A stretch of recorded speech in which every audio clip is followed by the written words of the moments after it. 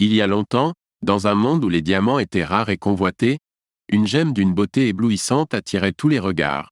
Le diamant Koh-i-Noor, également connu sous le nom de « montagne de lumière » des Indes. Son histoire tumultueuse, entrelacée de mystères et de malédictions, captivait l'imagination de tous ceux qui en entendaient parler. L'origine exacte du diamant Koh-i-Noor demeure un mystère. Certains affirment qu'il existe depuis près de 5000 ans, remontant au temps ancien de l'Inde, où il était connu sous le nom de Syamantaka. Mais pendant des milliers d'années, il se tint dans l'ombre, gardant ses secrets bien cachés. On raconte qu'un fils du dieu soleil, Karna, découvrit le diamant sur les rives du fleuve Godavari. Il le porta jusqu'à sa mort prématurée lors d'une bataille, déclenchant ainsi une série d'événements tragiques et violents liés à cette pierre précieuse maudite.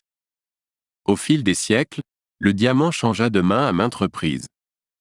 Il fut possédé par les Rajas de Malwa, puis offert à l'empereur Alauddin Khilji après la conquête de Malwa. Ensuite, il passa au souverain moghol, devenant un symbole de pouvoir et de malchance. Le diamant fut témoin des règnes de grands empereurs moghols tels que Shah Jahan, qui construisit le Taj Mahal en hommage à son amour pour sa défunte épouse.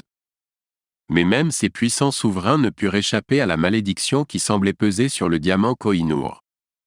Les temps changèrent, les empires s'effondrèrent, et le diamant passa entre les mains des conquérants et des rois.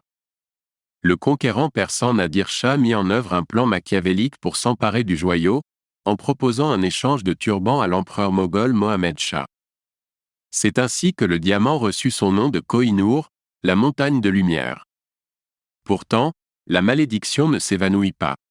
Les détenteurs successifs du diamant, qu'ils soient rois ou reines, semblèrent connaître un sort funeste. Les batailles, les trahisons et les malheurs les poursuivaient, comme si le diamant lui-même portait en lui une force mystérieuse. Finalement, le diamant Koh-i-Noor tomba entre les mains de l'Empire britannique, qui le prit comme butin de guerre lors de la colonisation de l'Inde. Mais même les Anglais ne purent échapper à la controverse et aux revendications des nations qui considéraient le diamant comme une part de leur patrimoine culturel. Aujourd'hui, le diamant Koh-i-Noor repose à la Tour de Londres, gardé aux côtés d'autres joyaux de la couronne britannique. Mais la bataille pour sa possession n'est pas terminée. Les mouvements de contestation en Inde, au Pakistan et en Iran réclament toujours le retour du diamant à ses terres d'origine.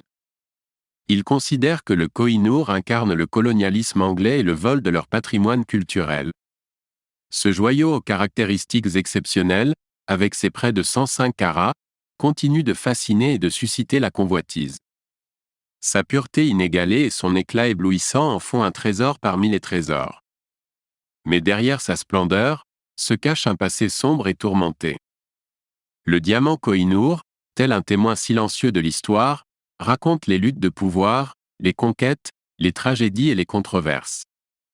Son voyage mouvementé à travers les siècles en fait l'un des joyaux les plus célèbres et les plus mystérieux du monde. Le destin du Koh-i-Noor reste incertain, car son histoire continue de susciter des débats passionnés. Les nations qui revendiquent sa propriété espèrent un jour le voir revenir sur leur terre, pour qu'il puisse être célébré et admiré par tous. Le diamant Koh-i-Noor est bien plus qu'une simple pierre précieuse, il est le symbole d'une histoire complexe et tumultueuse, où la beauté et la malédiction se côtoient.